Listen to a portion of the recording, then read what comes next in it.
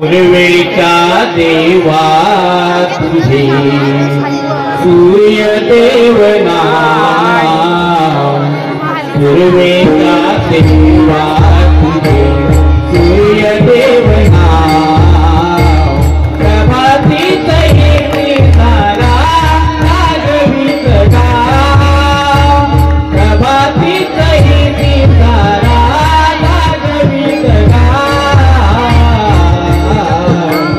पूर्वेचा देवा सूर्यदेव नाम पूर्वेचा देवा सूर्यदेव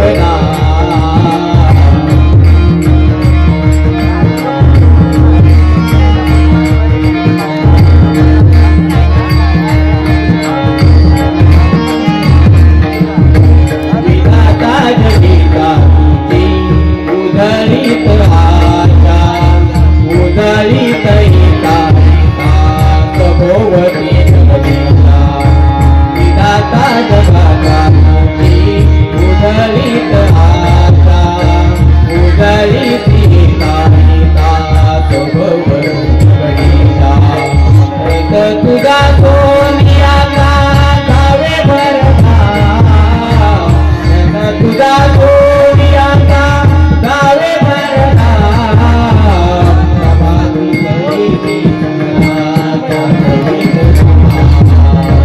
प्रभाती तैरी सारा जागवित गाव प्रभाती तैरी सारा जागवित गाव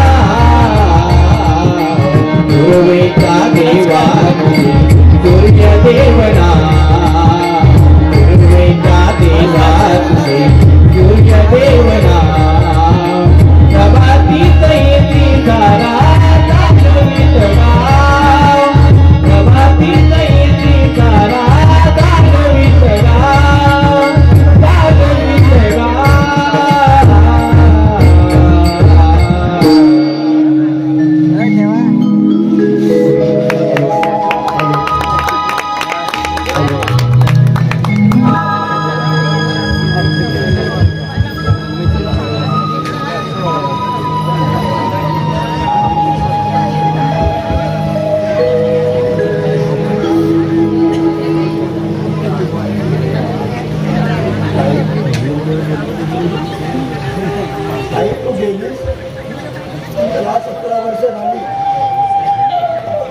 जाताना मला स्वाधीन करून गेली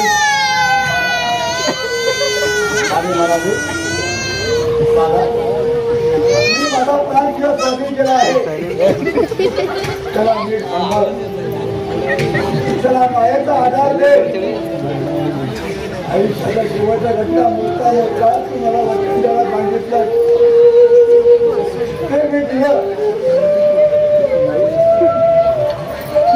आपल्या शांती घेण्यासाठी मी ते पूर्ण करणार आहे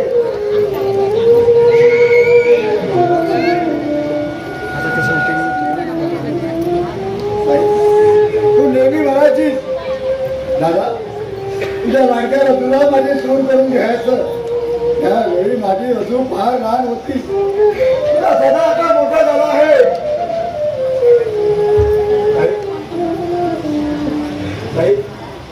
तुझ्या अमृत आपल्याला शांती मिळण्यासाठी त्या दोघांचं लग्न लावून देणार आहे हे भाई अगं आज तू असते तर तुला आणि मला किती आनंद झाला असं म्हणून सांगू अगं तुझं लग्न झालं आणि दैवाच्या दुर्विलास भोग भोगण्याची पाळी तुझ्यावरती आली हे भाई नवऱ्याला दारूचं भयंकर व्यसन लागलं हे तुला कळता तुझ्या हृदयावरती मात्र घात झाला अगं मला देखील फार वाईट वाटलं त्यावेळी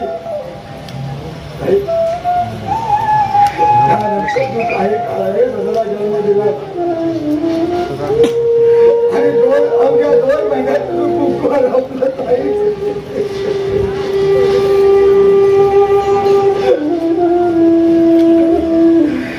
त्यानंतर काही काळ माझ्या पाणीचा घातला जेव्हा मी तुला दुःखाची झळक लागू दिली नाही अगं पण ते देवानंदा पाहता आले नाही.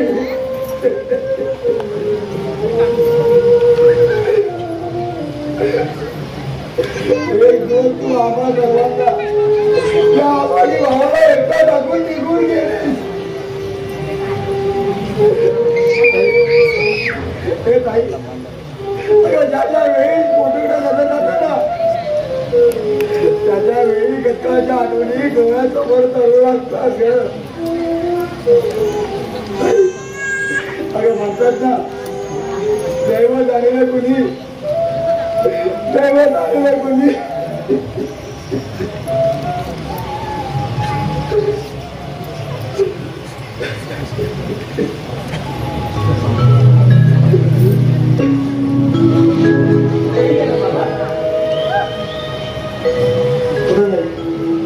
बाहेर जाऊ गंमत म्हणून बाहेर कसले ते गंमत नेहमी तर गाव तीच माणसं त्यात काय बायको लागतो. बाबा तुमचं चेहऱ्याचं खिन्न का. अगं काही नाही तू बोलते आहे मी ऐकतो आहे एवढं. खोटं साफ खोटं. मी तुम्हाला आवाज दिला ना तेव्हाच ओळखलं की तुमच्या मनात कसलं तरी दुःख आहे. कसला विचार करते बाबा. विचार अगं मला विचार करण्याचं कारणच काय. देवाने मला भरभरून दिला आहे बघ. जमीन जुगळा पैसा अडका देवाने भरभरून दिला आहे बघ. मग मला विचार करण्याचं कारणच काय. पण राहून राहून आठवण होते ती माझ्या ताईची. तिची आठवण झाली की दैवापुढे कोणाला जाता येते का. आपली लक्ष्मी आपल्याला हवी होती पण देवाने तिला घेऊन गेलो. खरंच बाबा माणसाला आवडणारं मनुष्य देवाला सुद्धा प्रिय असतं म्हणूनच देव त्यांना मिळतो. हो ना बाबा. माझी ताई फार वेगळी होती. किती गोड बोलायची प्रेमळ बोलायची. अगं जणू काही पवित्राची मूर्ती होती माझी ताई. आता ते सर्व ठीक असले तरी ते विसरायला नको का. तुम्ही असे नेहमी करू लागलात ना तर प्रकृतीवर परिणाम होईल तुमच्या. कसली प्रकृती आणि कसलं काय सारं काही संपलंय माझ्या बहिणी बरोबर. तुझी आई गेली त्यावेळी मला काहीच वाटलं नाही. पण माझी ताई आता ते विसरायला नको का. तुमची बहीण गेली म्हणून तुम्ही इतकं मनात लावून घेता. मग माझी आई गेली म्हणून मी किती दुःख सहन करावं. पण आपली मोठी अक्का आहे ना ती सुद्धा तुमची सख्खी बहीण. हे रक्ताचं नातं आहे तुमचं. मोठी अक्का त्या माझा माणूस नाही. त्या माझा मी किंमत नाही. श्रीमतीचा मात्र मोठ्या करा आणि अशा मात्र मी किंमत देणार नाही. पण तशी असली तरी ती तुमची सख्खी बहीण नाही. पण असं काय झालं तुमच्या अक्काचं. दुसरं काय होणार. माझं सांगितलं होती मागणी राहणार होती. तू का बघलीस म्हणून तिथे माझं भांडण झालं. इतके दिवस ही गोष्ट माझ्यापासून लपून ठेवली तुम्ही. तुला सांगू तरी तू काय करणार होतीस. जाऊ द्या ते आता. तुम्ही बाहेर जातात ना. हो लवकर या. सणाला आला तर नाही कुठे गेलाय ते सुद्धा सांगितलं नाही. तुम्हाला ते सांगितलं का. मला नाही सांगितलं. तुला सांगून गेलाय ना. मला नाही कोणी सांगून जात. तुमची संमती मिळते मग मला कोण विचारणार. बरं बरं आता येईल सदा. तो आला की तेव्हा सांगतो. बाहेर कुठेही जाताना आधी रजनीला सांगून जा. बाबा तुम्ही सुद्धा थट्टा करण्यात पटेतात. सदा कुठे गेलाय खरंच माहिती नाही तुम्हाला. अगं मला खरंच माहित नाही. गेला सुद्धा प्रकार म्हटला. तुमच्या रागाचा परिणाम दुसरं काय मला नाही वाटते. बरं बरं आता हे झाला. तो आज जा आणि सोबतला बोलून तो घरी बाहेर जाऊन येतो.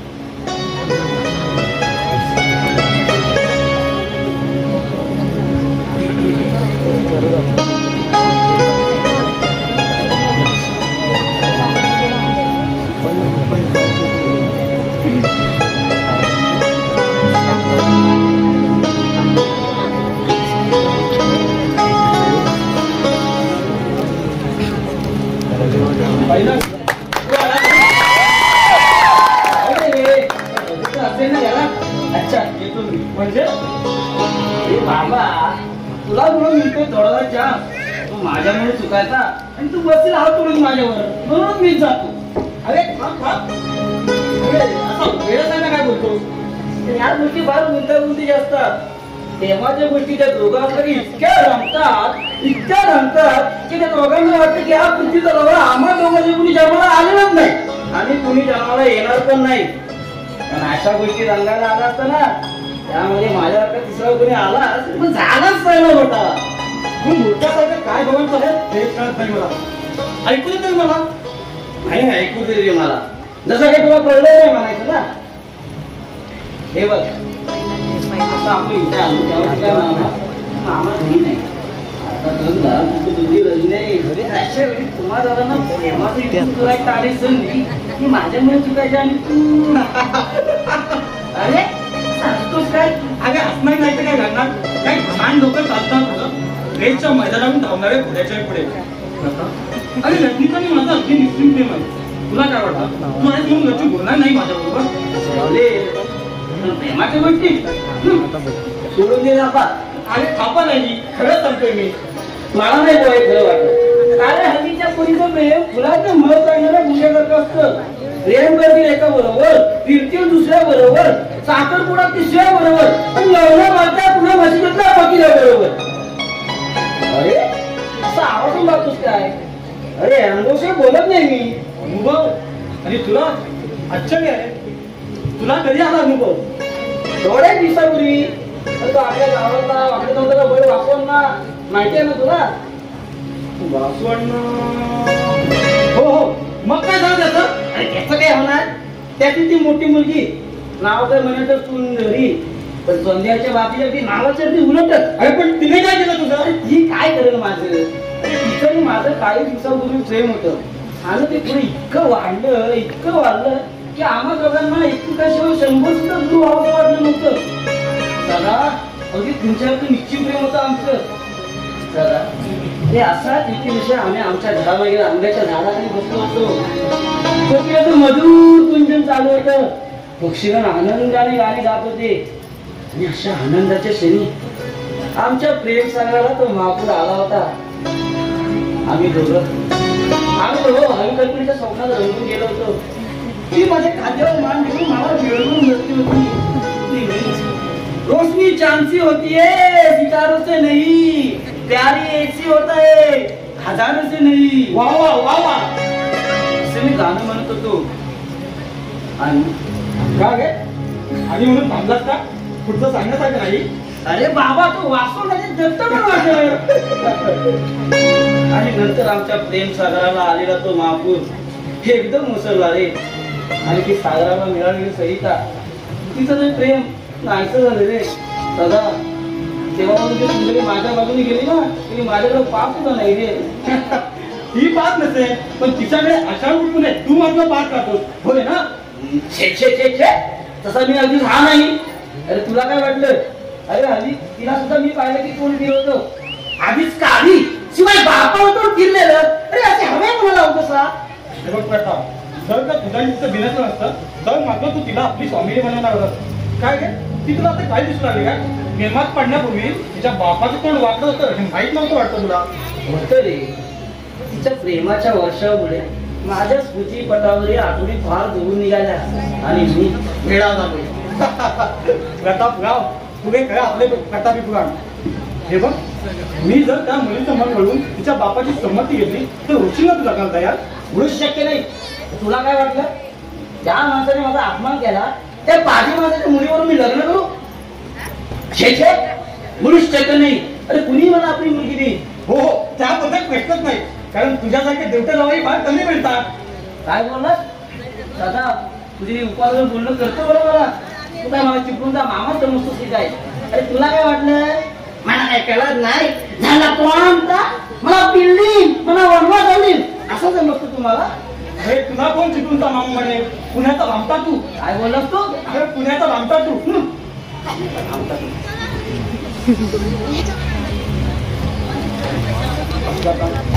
अरे मला मित्र ना आपण दोघे भाऊ भाऊ.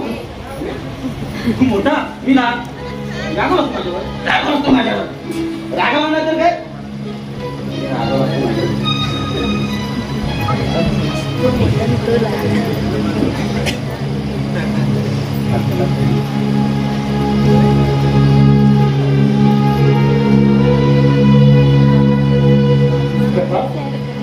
अरे असा ट्रक लावून काय पाहतोय साईच्या तस्वीरकडे? या तस्वीरकडे पाहिलं ना माझं मन भरून येतं. तर तुझी आई असायला होती लग्न होईपर्यंत मला सुद्धा तसंच वाटतं. अरे परंतु दैवापुढे कोण जाणार? माझ्या नशिबी ते सुखच नव्हतं म्हणून देवाने माझ्या आईला माझ्यापासून काही लेकरांची ताकातूक करून मला धोका बनवला. अरे स्वामी तिन्ही जगाचा आई विना भिकारी असा मी भिकारी आहे. आईच्या पाठीमागे मामांनी मला बाहेरचा आधार दिला. लग्नाचं मोठं करून शिक्षण देऊन सुशिक्षित बनवला. नाही आता पोरगी देऊन जावई करून घेणार तो की नाही. हे बघ सरा माझं ते पुस्तक देऊन टाक. कुठलं रे? बंदूक आहे तेच ना? हो हो ते बघ हा आलोच मी. सदा पण ना काय बोलत नाही काय.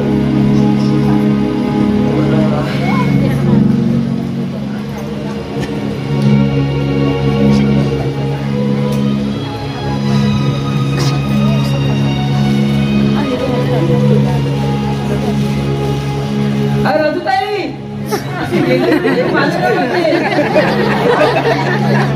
आता आलं माझ्या लक्षात. तुमची ही बेदरवी नजर वाट तुला आधारावर साधारण असते होय ना? नाही नाही मी नाही कोणाला पाठ.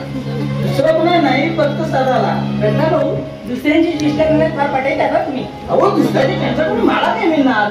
आता स्वभावात नाही तो. अरे कसलं पाहायला चाललं आहे का? अरे पारायण नाही रजुताईचं तुझ्यामुळे व्याख्यान झालं होतं. ताई म्हणत होती की माझा सगळा स्वभाव ते हळवा गोड बोलतो शांत दिसतो चेष्टा पुढे झाली आता. चेष्टेला काही मर्यादा? मी जाते. ओ चालत काय पाहिजे तर मी जातो. काय रे प्रथा? अरे तुला चेष्टेशिवाय काही सुचत नाही का रे? हे चेष्टा करणं हा माणसाचा हक्क आहे आणि त्यातच खरं माणुसकीचे मर्म आहे. बरं दादा अरे रागवले तुझे का रे? काहीतरी चुकलं असेल माझं. होय ना जीव रागवलीस तू माझ्यावर. बोलू बस माझ्या. अगं पण असा काय होत झाला माझ्याकडून? आज सकाळपासून घरी नाही. अगं पण घरात बसून तरी काय करणार? मी थोडं बोलू का? बोल ना. तुला नको कोणी म्हटलंय? हे बघ सदा तुला बोलावं खरं ते कळत नाही आणि दुसरा माणूस काय बोलते तुला समजत नाही. अरे तुला रजुताईचा हुकूम आहे. कसला रे? दुसरा कसला असणार? तिचं असं म्हणणं आहे की तुला पोला वाटायला मदत करायच्या भाजी चिरून द्यायची. प्रताप भाऊ आता येऊ दे बाबांना. सांगते त्यांना तुमचं नाव. हा हा हा येऊ दे. माझं नाव त्यांना माहिती आहे प्रताप सदाशिव कुलकर्णी. काय प्रथा? तू माणूसच आहेस ना? म्हणजे तुला काय वाटलं मी काय जनावर आहे? नाही, असं विशेष काही नाही. सहज शंकाली म्हणून विचारलं. शंका कसली रे? आता काय गाडवा सगळं बघतो हे स्वतः तरी कळतंय काय? म्हणजे भाजी चिरून द्यायची, पोळ्या लाटायच्या, भांडी घासायची, म्हणजे तुम्हाला समजतोच काय रे? अरे तुला सांगायचं कारण एवढंच की रजुताईचा तुला हुकूम आहे. आणि हे आधुनिक युग आहे. हल्ली एवढे मोठे पुढारी शिक्षक हल्ली एवढी मोठी मोठी व्याख्याने देतात आणि ते व्याख्यान सांगतात की एकमेकांना मदत करा उद्योग करीत राहा. उद्योगशिवाय राष्ट्राची उन्नती होणार नाही. सायन होणे कठीण लोक स्थितीत जातात. अरे पण याचा परिणाम आपल्या समाजावर काय झाला आहे? कसला परिणाम होणार? हाच त्या पुढ्याने व्याख्यान द्यायची आणि ऐकायची आणि घरात बोलून दाखवायची. तुम्ही काही म्हणा पण याचा परिणाम समाजावर झाला आहे. अहो प्रत्येक जण आता एकमेकांना मदत करू लागलाय. हो समाजात नव्हे तर घराघरातून मदतीचा प्रसार होऊ लागलाय. पत्नी कांदा जिरत असताना तिच्या डोळ्यात आलेलं पाणी पाहून हल्लीच्या पत्नीच्या डोळ्यात चटकन पाणी येतं. पण तो कांदा स्वतः चिरू लागतात. तो कांदा स्वतः चिरून चिरून मात्र आपल्या स्वतःचा हात चिरून घेतात. बघा किती निसवते नुसती. खरं की नाही राहत ताई? हे खरं बुवा, मला पटलं. काय पटलं? प्रताप भावांना थापा मारण्याची सवय आहे. हो खरं आहे. हो आजचं युग सुधारक आहे. त्यात दररोज नवीन नवीन गोष्टी जन्माला येत आहेत. हल्लीचे नवरे देखील ना चढे झाले. त्यांना वटणीवर आणण्यासाठी स्त्रियांनी काहीतरी उपाययोजना केली पाहिजे. त्यांच्या हातात लाटणी पोळपाट आणि पाळण्याची दोरी दिली पाहिजे. त्याशिवाय यांची घमेंड उतरणारच नाही. हो त्याला हळू आता त्या बांगड्या वाजताय. तुम्ही काही म्हणा पण त्या बायका बायका ते बायका पण बायका आहेत म्हणूनच पुरुष आहेत. समजलं ना? गटा हे मात्र खरं आहे तिचं म्हणणं. टप्पा तुझं हा पुरुषाचा कमीपणा आहे. काय बोलतो प्रताप भाऊ आता निघा तुम्ही. बरं बरं चला येतो मी. हो, ये.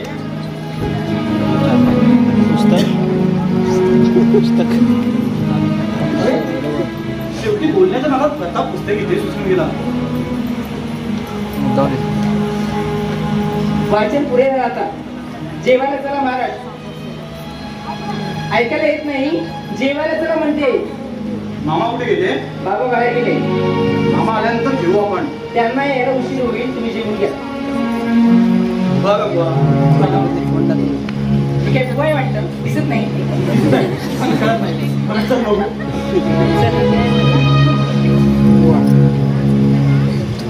बोला आता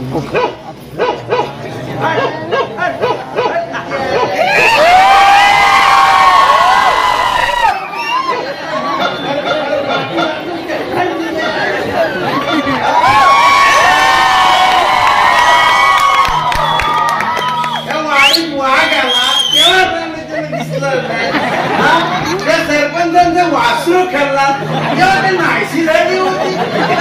आला होता दारू पण नाही ना टायमावर संपली. आता असं बाळगायला हे शेवटचं घर.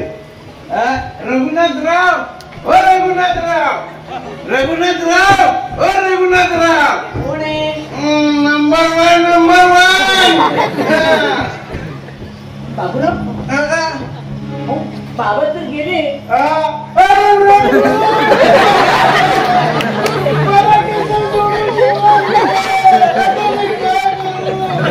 कुणाच्या खिशाकडं खिशातूनच पैसे द्यायचे ना. बाहेर गेले.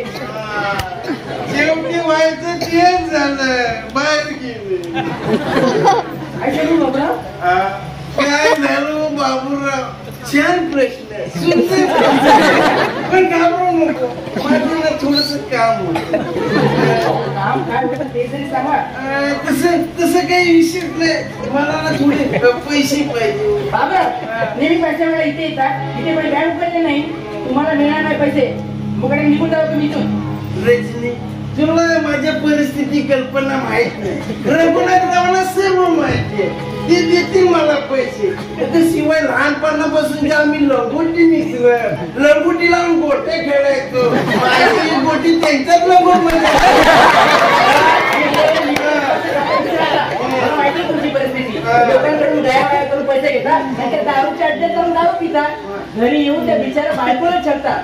तिला जीव जाईपर्यंत मारतात. आणि म्हणजे परिस्थिती हालाकीची माझी. दारू प्या मग परिस्थिती सुधेल तुमची. पण मी काय पितो माहितीये तुला? अगं माझं विचार करून डोकं एकदम शून्य होतं. आणि ती थंड करण्यासाठी दारू पितो. तुला नाही सांगायचं दारू काय पण सासूपर्यंत आवाज म्हणजे तुला नाही सांगून पडायचं. हो माणसाने आपल्या वयोमानाप्रमाणे आपण काय करत आहोत याचा थोडा तरी विचार करावा. मला ना कसं वागावं ती समजते. पण तसं वागावं असं मुलीच वाटत. लोक म्हणतात बाबूराव मूर्ख आहे बेवडा आहे माणूसातून उठलाय माणूस की नाही त्याला. आणि असं ऐकलं ना तर मला आपल्याला पण वाटतं आपण तरी काय माणसं वागा. अगं तू हसतेस काय? काय करू अगं रडू नको. रडायला का तू हलका कुपन नाही. एवढी पैशाची व्यवस्था कर. पोरं उपाशी आहेत ग. सकाळपासून माझं घरात धान्याचा कर नाही ग. घरात जाण्याचा कळ नाही की तुमच्या तोंडात दारूचा थेंब गेला नाही. तुमच्यासारख्या मनात कुठं फार छान बोलते. गाण्या तुमकाची शपथ घेऊन आमच्यासारखं मी कुणाची शपथ घ्यायची. खरंच माझी पोरं उपाशी. खरंच माझी.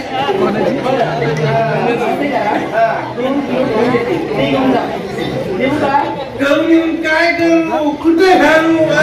त्याला दलाल तरी पैसे पाहिजेत ना. अगदी 4 दिवसात परत 5-4 दिवसात परत पैसे परत करणार. मी सुद्धा 4 दिवसात मागचे पैसे परत येत का? ते सुद्धा 4 दिवसात परत करणार होतात. कशी लागल नको देईन मी परत पैसे.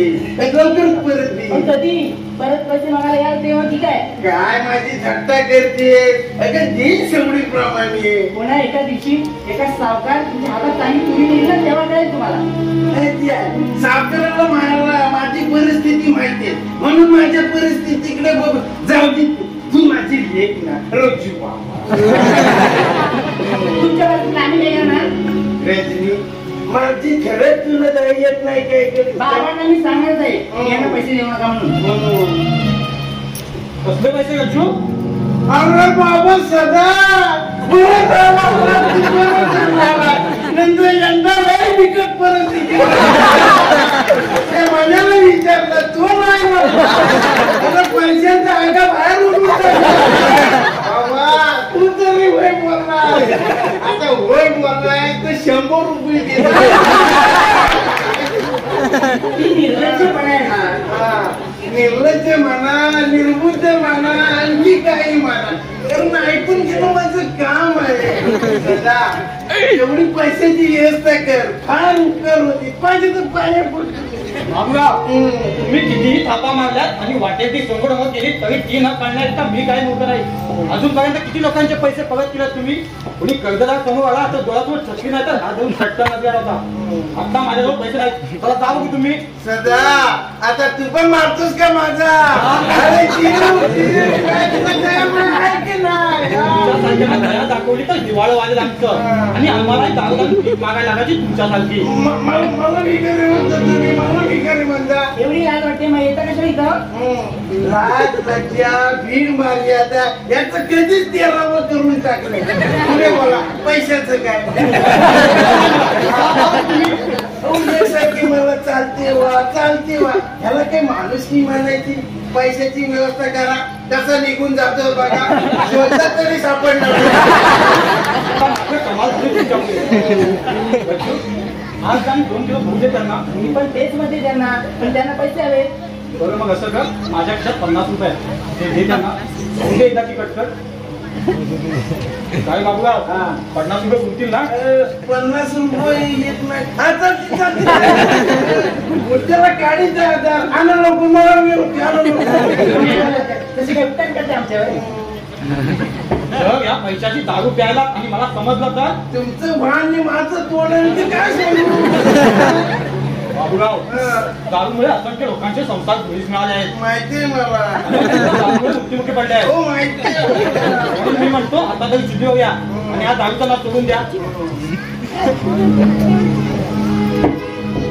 हे घ्या चालते बा. मोजून 50 रुपये तरी येऊ नका इथे. असं कसं घेतलेले पैसे तरी परत द्यायला माणूस ती कसं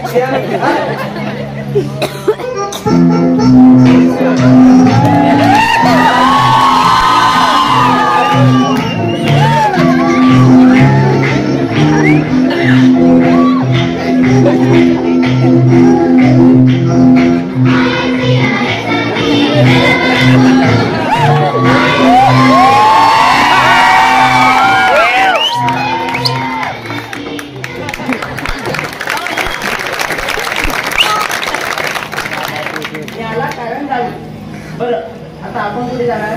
हे जात नाही. खूप आले मला.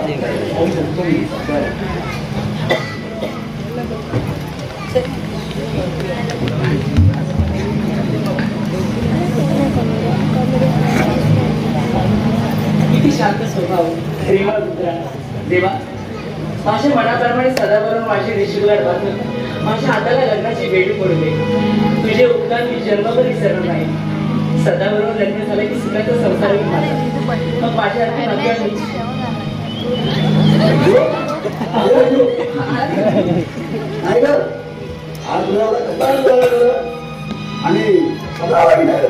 आलाय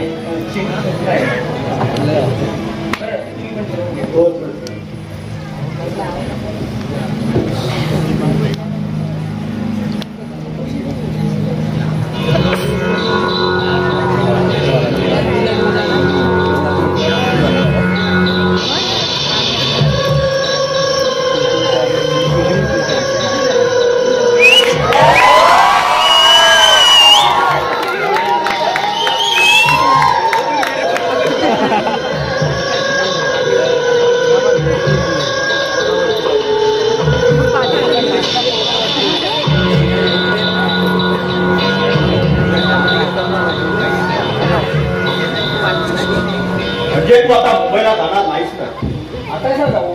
त्याने फोन तो सांगितलं पैसे लवकर करतो. पण मुंबईत दुकान पडा कशाला? तुझं कसं काय मत? अगदी बरोबर. पण काय रे माधव, तुझे मामा कुठे गेले? घरात माणसंही दिसत नाही. आज असतील या घरापासून फिरत माणसे, आमचे मामा, यांची मुलगी आणि माझा भाऊ सदानंद. तो सुद्धा याच्याकडेच असतो. सदा? हो सदा. तुझा भावच भाऊ काय तो? होय. तुला ओळखतो का तो? ओळखत असेलच. हो, मी त्याला चांगलाच ओळखतो.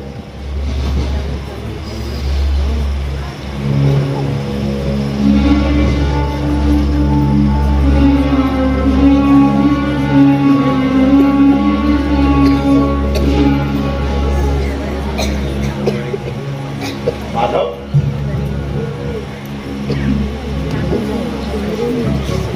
या सदाला सांगून ठेव, तू सगळ्याच्या वाटेला जा, पण या नरेश पाटलाच्या वाटेला जाण्याचा प्रयत्न केलास तर प्राणाला दुखशील. असं काय केलं त्याने?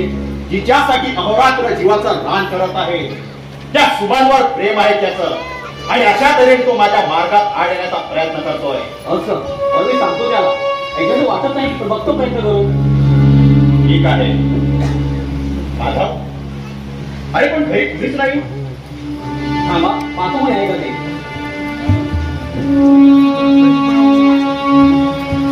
मामा, ओ मामा, मामा, ओ मामा.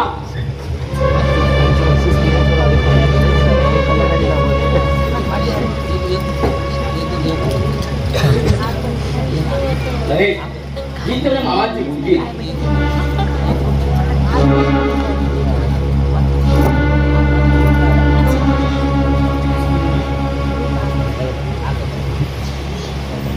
चेहरा ओळखीचा वाटतो.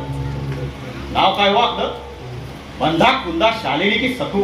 त्या उठाडी करायला सांगितलंय कुणी? अरे हो, पण एवढ्या रागवता कशाला? तरी नशीब मी तुम्हाला तुमचं नावच विचारलं. बाकी काय विचारलं असतं तर काय केलं असं तुलाच ठाऊक. काय रे माधव? मी सांगतो तिचं नाव. अरे सांग सांग, लवकर सांग. मी ऐकायला अगदी अधीर झालोय. सांग लवकर. अरे रश्मीचं नाव. रजनी? वा वा, नाव तर फारच छान आहे, पण स्वभाव मात्र अगदी उलट. अरे उलट कोणते रे? अरे उलट म्हणजे फटकट. जरा शिक्षित बोला. तुमच्या सरी सुद्धा जिभेला थोडंसं लगाम करा. पाहुण्याने कसं वागावं कळत नाही तुला? अरे माधव, आता तूच सांग बरं. अहो मी या गावचा पाहुणा नव्हे. सांगलीच ओळखते मी तुम्हाला. तुम्ही या गावच्या पाटलांचे चिरंजीव आहात, पण आमच्या घरी इथे तुम्ही पाहुणे म्हणून आलात, तेव्हा पाहुण्याचे रीतिरिवाज पाहुणे बघा. तशी माझी वागणूक बेताल मुळीच नव्हे. माधव, अरे सांग याला मी कसा येतो. मला कुणालाही विचारायची गरज नाही. रश्मी, काय बोलतेस ते हे कळतं का तुला? अरे तुला मित्र आहे, लोक वाटत होता की सदा. त्याच्यात आणि ह्याच्यात खूप फरक आहे. हे स्वतःला शाळे समजत असतील ते स्वतःच्या घरी, इथं आमच्या घरी नाही. रजनी, माधव, अपमान होतोय माझा. मी तुझ्या बरोबर इथं आलो ते अपमान करून घेण्यासाठी नव्हे. तर कशाला? दुसऱ्यांच्या मुलींची चौकशी करायला? असं मुलीच नाही, माधवने चाल म्हटला म्हणून मी इथं आलो. रश्मी तुला एवढं चांगलं बघा कल्पना नव्हती मला. मी जे बोलत आहे ते शुद्धीतच बोलत आहे. तुमच्या आधी शुद्ध हरवले नाही मी. असं माझा मिळतं म्हणायचं होतं. माधव, आता तूच काय ती कल्पना कर. मी तुझ्या बरोबर इथं आलो ते बोलता म्हणून नव्हे. मला कुणालाही मूर्ख म्हणण्याची गरज नाही. मला फक्त एवढंच म्हणायचं की माणसाने आपली पायरी सांभाळून वागावं. रजनीबाई, तुमची ही भाषा न ओळखणे काही मूर्ख नाही. पाटलाची अवलाद आहे हे नीट लक्षात ठेवा. सांगच पाहिजे मला. तुम्ही मोठे असेल तर तू तुमच्या घरी. रजनी, कशाला ओळखतोस? तुला सुद्धा सांगून ठेवते की असले मित्र घेऊन आमच्या घरी येऊ नकोस. त्यापेक्षा इतर नाही यायला तरी सुद्धा चालेल. रजनी काय बोलतेस ते? प्रत्येक शब्द विचार करून उच्चारते मी. यात थोडा अविचार दिसतो मला, म्हणून म्हणतो की तू कोण मला विचारणार? चल चालता उठून. रजनी आपण होतो माझ्या मित्राचा. त्याच लायकीचा तुम्ही. काय झालं तू? ते त्यांनाच विचार. माधव, अरे रजनी का झालं तुझ्यावर? काय झालं असं? होणार काय? तुमच्या मुळे बराच झालं दिसतोय. एका बरोबर होतील माझ्या बरोबर. छे छे, अरे तुझं म्हणणं नाही पटलं मला. अहो शत्रू समजते ती माधवला. आता तिच्या बोलण्यावरूनच समजलो मी. आलं आता तर ऐकत तुम्ही माझं बरोबर तर हा माझा दादा पुरावा. बरं माझं पण त्याला काही म्हटलं नाही पण इतर प्रत्येक माझ्या मित्राचा अपमान. तुमचा अपमान? अरे विनाकारण ती तुमचा अपमान का करेल? आता ते तुम्हाला कळायला पाहिजे, कारण ती तुमची मुलगी आहे. आपली मुलगी आपल्या थाकात ठेवणे प्रत्येक पित्याचं कर्तव्य आहे. एवढा तत्वज्ञान काढण्यामध्ये माझं अंतर आहे, समजलं ना? म्हणूनच समाजात कसं वागावं हे शिकवा तुमच्या मुलीला. हे शिकवली गरज नाही. माझी पूर्ण खात्री आहे. माझी रजू शिक्षित आहे, तिला कसं बोलावं माझं करता. त्याबद्दल तसा तुम्हाला अनुभव नाही म्हणून तुम्ही असं म्हणता आहात. गणेश, तुला जे बोलायचं स्पष्ट बोल. तुला माझ्या प्रकारे बोलू नकोस. तो बोलतो ते खरं मामा. काय करायचं?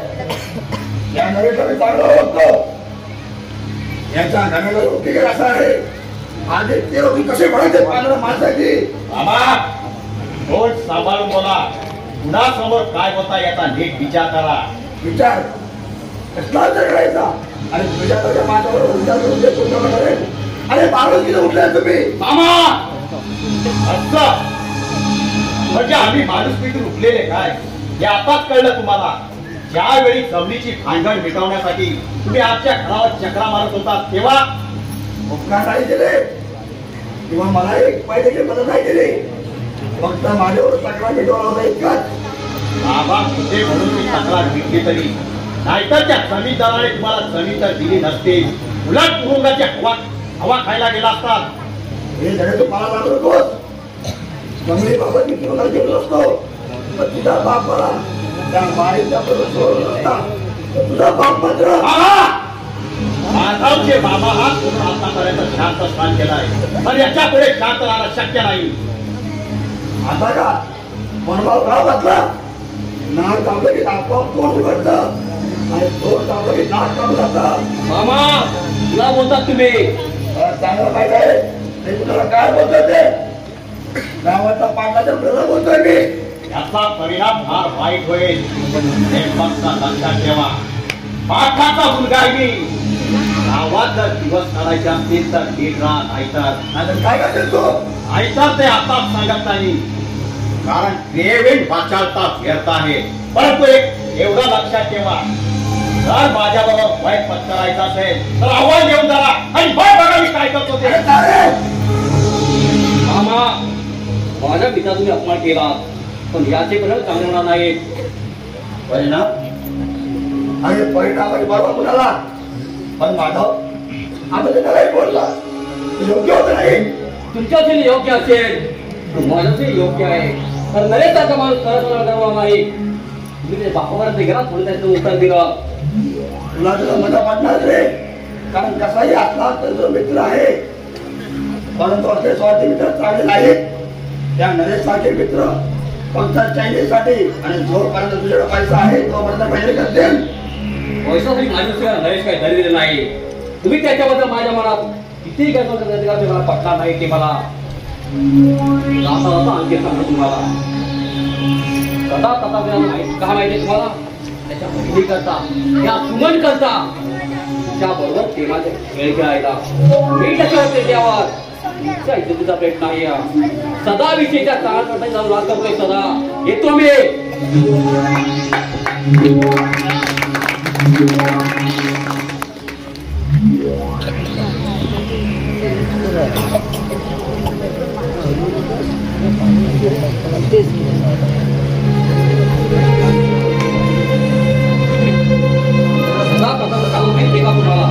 त्याच्या बहिणी करता त्या सुमन करता तिच्या बरोबर प्रेमाचे खेळ खेळायला नीट लक्ष द्यावं त्याच्यावर.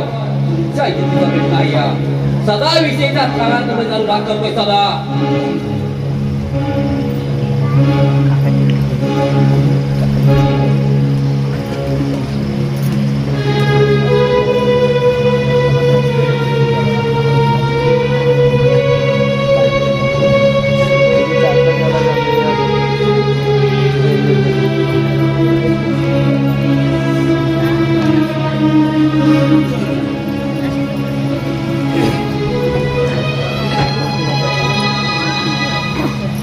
गज्जू हे गजनी हा आले. सगळं मी बाहेर जाऊन येतो. आता कुठे चाललास? ते म्हणजे माझ्या घरी येण्यात पुस्तक वाचायची आणि कंटाळा आला की बाहेर भटकण्याची धंदाच काय आपल्याला? म्हणजे तू काय बोलतेस तेच कळत नाही मला. जे काय बोलायचं ते स्पष्ट बोल. अशी एकेका भाषेवरून मला संशयाचा जाळ्या टाकू नको. तुम्ही संशय घेण्यासारखं बोललेच नाही मी. माझ्यापासून तू काहीतरी लपून ठेवीत आहे. मी जे काही कामधंदा न करता चैनी कुशाली जातो असंच म्हणायचं ना तुला? काय ग बोल ना. जर तुला तसं वाटत असेल तर मी उद्या नोकरीसाठी मुंबईला जातो. सदा काय बोलतेस तू? काय बोलतो की तुला तरी कळते का? हे मला चांगलंच कळतं. तू जे काही बोलत आहेस हे सुद्धा समजतं मला. काय तुझं म्हणणं? आजच्या या महागाईच्या काळात स्वतःच्या मुलाला पोसायला जन्माला त्या बापाला देत नाही. मग मी तर तुझ्या वडिलांच्या बहिणीचा मुलगा. सदा आम्ही असं तुला कधी बोललोय का? अजूनपर्यंत तुम्ही असं बोललं नव्हतं. पण आज तू तिथे चुकलं पण. माझ्या बोलण्याचा अर्थ तुला कळला नाही. मी सत्तेने बोलले रे तुला. पण तू उगाच भरता भरता करून झालाय. भरता बिडा करून तुझ्याशी भांडायला मी काही बोलत नाही. सारं काही कळलं आहे मला. अरे पण मी खरंच सत्तेने बोलले. पण तू आता पण परत बोलून मला समजवण्याचा प्रयत्न करू नको. तू पूर्वीच त्याचा विचार करायला पाहिजे होता. अरे पण आता काय बोलली? हा व्यक्त तो आपल्या मनाला विचार. मग कळेल तुला.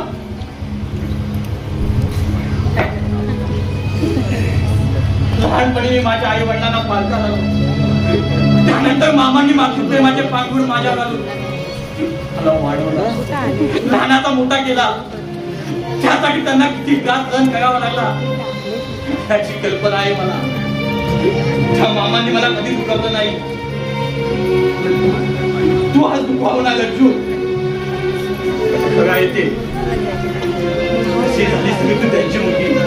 हे गाव तुझं आहे. तुला बोलण्याचा अधिकार आहे. हे घर तुझं आहे. ह्यावर माझं कसलंच हक्क नाही.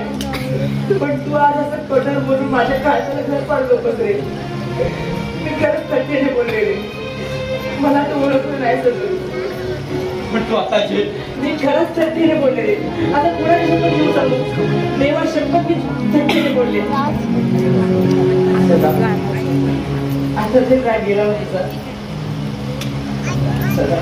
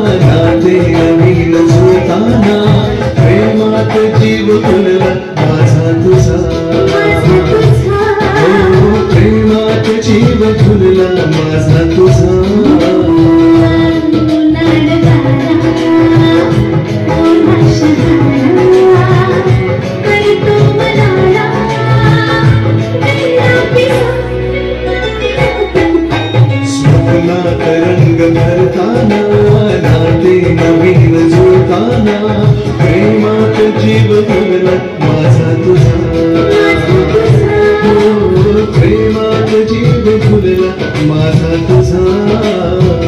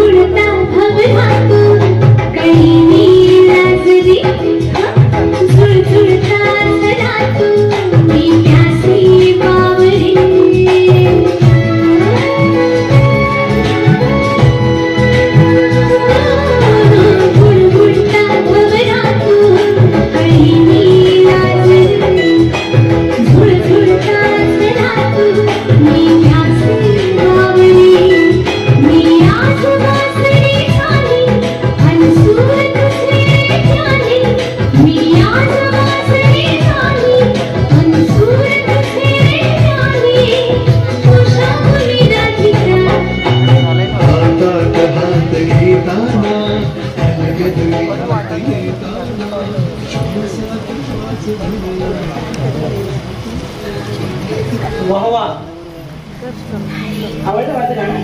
प्रेम गीत होतं म्हणून आवडलं. प्रेम गीत होतं म्हणून आवडलं. कारण प्रेमी जीवाच्या अंतःकरणातील हळहळ ही फक्त प्रेमी जीव ओळखू शकतो. इतरांना त्याची काही कल्पना येणार नाही. अगदी बरोबर, तुझं म्हणणं अगदी बरोबर आहे. जशी मुक्याची भाषा मुक्याला जास्त कळते, प्राण्याची भाषा त्याच जातीला प्राण्याला कळते, तशी प्रेम जीवाची भाषा ही प्रेम जीवाला कळते. हो, पण रमाकांत, प्रेम म्हणजे काय असतं हे तरी कळतं का आपल्याला? कळतंय की असं आश्चर्यच आहे. म्हणजे तू सुद्धा प्रेमाचे धडे घेऊ लागलास तर आश्चर्यच आहे. त्यात आश्चर्य वाटेल तर काय आहे? ज्याप्रमाणे एकाला संसारी आणि निरोप एकामुळे दुसऱ्याला होतो ना, अगदी तसं ज्या प्रेमात आहे. हे प्रेम फार वाईट. या प्रेम रवाल तिच्याशिवाय बसत नाही. हे खरं बोल, तुझं म्हणणं पटलं मला रमाकांत. पण रमाकांत, प्रेम हे राहतं असतं असं काही लोक म्हणतात. लोक तसं म्हणत असतील, मी नाही तसा म्हणत. कारण मला काही तसा अनुभव नाही. कारण कुठेही कोणी प्रेमच करत नाही माझ्यावर. तेव्हा कळेल प्रेम म्हणजे काय ते.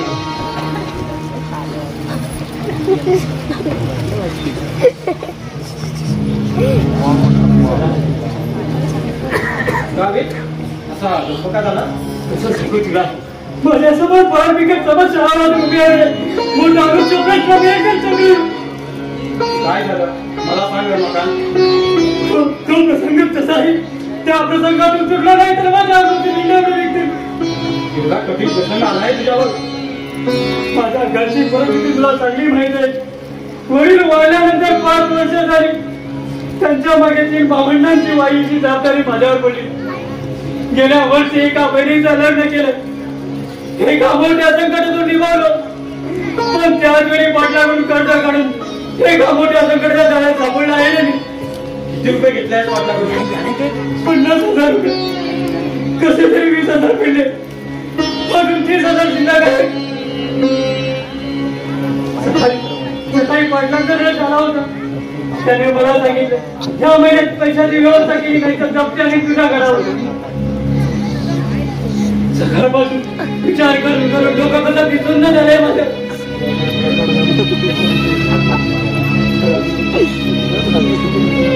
रजून जायला पाहिल्यावर माझी भाषा बदलावी लागली. तू सांग सदा मी काय करू रे?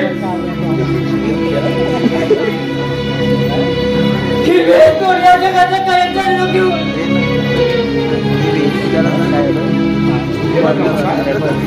अरे सर भूमिशासारखं होऊन कसं चालेल? तुझ्याकडे काही दाखले वगैरे? सगळे वगैरे असतं तर मुलीच गावला नसतो. माझी सकाळी गोष्ट आहे असं म्हटल्यापासून जेवढी तुमचा नाही होती.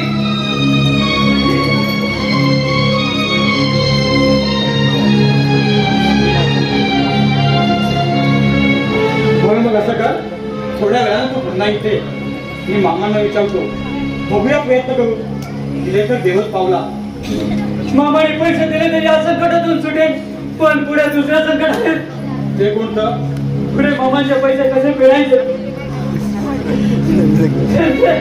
तो कसा ती सुंदर झालाय माझ्या विचारांच्या घरात फिरू लागले. सदा क्षणात वाटत कुठेतरी दूर जावं आत्महत्या करावी.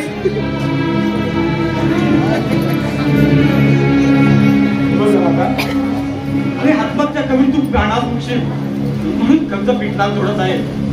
आणि तू गेल्यावर तुझ्या आईला किती त्रास सहन करावा लागेल. इतका पक्को बनला मग ती बिचारी तुकलीस की तिने काय करावं. म्हणून माझं फल कसं करेल. पण जीव दिल्याशिवाय या संकटात सुटेल असं मला वाटत नाही. रमाकांत, तुझ्या आईसाठी तुझ्या भावंडांसाठी तुला जगलंच पाहिजे. अरे नशिबाने हात दिला तर सर्व काही. असं घाबरून कसं चालेल? अरे दुःखाच्या काठांमध्ये सुखाचा गुलाब असतो. तुझं म्हणणं खरं आहे.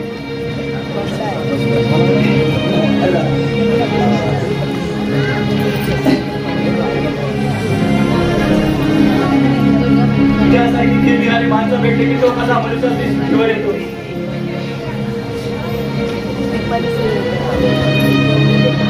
तुला जीव मिळाला आपण नको. माझा मित्र ना तू. सदा तो मित्र नाही तर बाबा आहे तुला.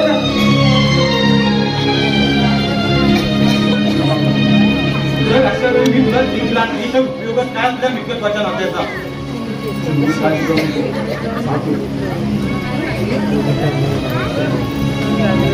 मला असं वाटतं की तुला त्रास देण्यापेक्षा जमीन विकून पडताचे पैसे परत करावे आणि मुंबईला जाऊन कुठेतरी नोकरी करावी.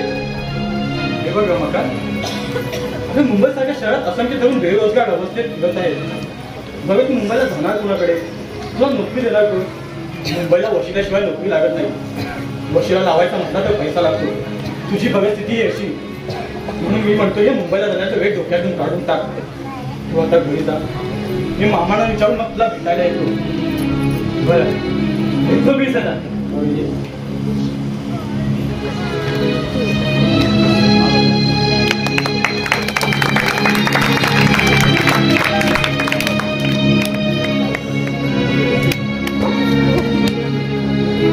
मामा मामा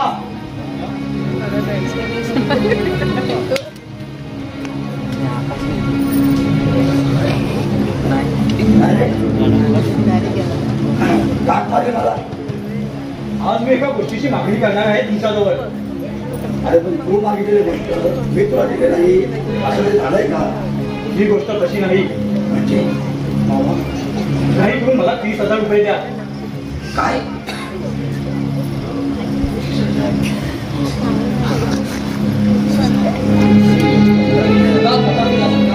तुम्हाला त्याच्या पहिली करता त्या सुमन करता ज्या बरोबर प्रेमाचे खेळ खेळायला नीट शिकव त्याच्यावर त्या इज्जतीचा भेट नाही. एवढे पैसे कशाला? हा जरूरचं काम आहे माझं.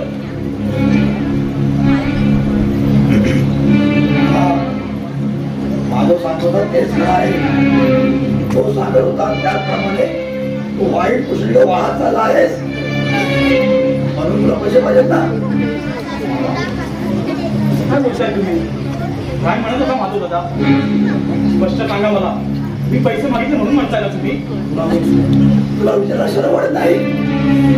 तुझी नाही गेल्यापासून तुला एका शब्द दुखावलं नाही,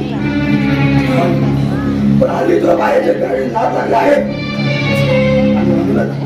म्हणूनच तुला खूप मोठी रक्कम पाहिजे. हो ना? तुमचा काहीतरी गैरसमज झालेला आहे मामा. मला स्वतःला नको पैसे. मग कुणाला? रमाकांतला. त्याच्यावर फार मोठा कठीण प्रसंग येऊन ठेवला आहे. बहिणीच्या लग्नासाठी पाटलाकडून कर्जावर रक्कम घेतली. तो आता पाटील मागतोय. त्याला पैसे मिळाले नाहीत तर पाटील तुमची अंतराळे त्याच्या घरावर. त्याची काही तुला नाही का? पैसे घेतला तू माझे थांबतो ना. सदा तुला बजावून ठेवतो. आपले स्वार्थी मित्र चांगले नाहीत. पैशासाठी तू 30,000 मित्र सोडून दे नाही तर ऐकत काय कराल? मला तू काढून टाक. तुझं काय कराल? तुमच्याबद्दल माझ्या मनात किती आदर होता, पण आज तुम्ही असे का बोलावला? असे माणूस तुला मुकला कसे? बाबा काय करतो तुम्ही? कधी वर होणार तुमचा हात आदरचा पद का उचलला गेला? काय अपराध केले त्याने? चला चाल. बाबा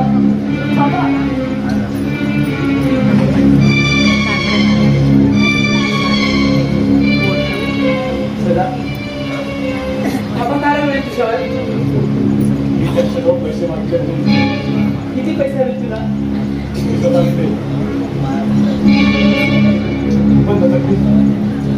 एवढे पैसे विचारा. कोणाचं कर्ज तर काढलं नाहीस ना? त्याला पाहिजे. काम चंदूचं काम आहे त्याचं. वाटेच्या माणसाला कसलाही विचार न करता कितीही पैसे द्याला. इथे कोणी बँक उघडले नाही, एक पैसा देखील मिळणार नाही. नाट्य रसिक आणि रंगदेवतेला विनम्र अभिवादन. ग्रामदेवतेच्या चरणी नतमस्तक होऊन महाराष्ट्राचे आराध्य दैवत छत्रपती शिवरायांना वंदन करू. परशुरामाने निर्माण केलेल्या आणि त्यांच्या पदस्पर्शाने पावन झालेल्या या कोकणच्या मायभूमीत नाटक कलेचा सांस्कृतिक वारसा जपत अनेक वर्ष रसिकांच्या मनावर अधिराज्य गाजवणारे आणि कलेचा नंदनवन असणाऱ्या या रंगभूमीवर सादर करीत आहोत वैकुंठवासी बाबाजी दाजी गुडेकर, कैलासवासी तानाजी रावजी धुमाळ, श्री धाकटू सोमाडिके यांच्या आश्रयाखाली चालत आलेले श्री हनुमान नाट्य मंडळ महोदय मुंबई सहर्ष सादर करीत आहे कमलाकर घोडकर लिखित कौटुंबिक जिव्हाळ्याचे सामाजिक नाटक मायेचा आधार, मायेचा आधार. दिग्दर्शक सोनू डिके, तबला वाद्य दीक्षित गोडेकर, पार्श्वसंगीत डॉक्टर अजित गोडेकर, पार्श्वगायक हेमंत डिके, प्रकाश योजना चंद्रकांत धुमक, रंगभूषा तानाजी गुडेकर, ध्वनी संकलन सचिन खांबे, रंगम सजावट सुरेश गोरिवले, विजय डिके, चंद्रकांत धुमक, रघुनाथ गुडेकर, सचिन डिके, कलाकार रघुनाथराव रोशन डिके, सदानंद सूरज धुमक, नरेश जितेंद्र गोरिवले, बाबूराव विजय खांबे, माधव जितेंद्र धुमक, प्रताप सुबोध धुमक, रमाकांत सीताराम धुमक आणि कुमारी रजनीच्या भूमिकेत अभि गुडेकर. श्री हनुमान नाट्य मंडळ मध्य मुंबई सहर्ष सादर करीत आहोत कौटुंबिक जिव्हाळ्याचे 3 अंकी नाटक मायेचा आधार, मायेचा आधार, मायेचा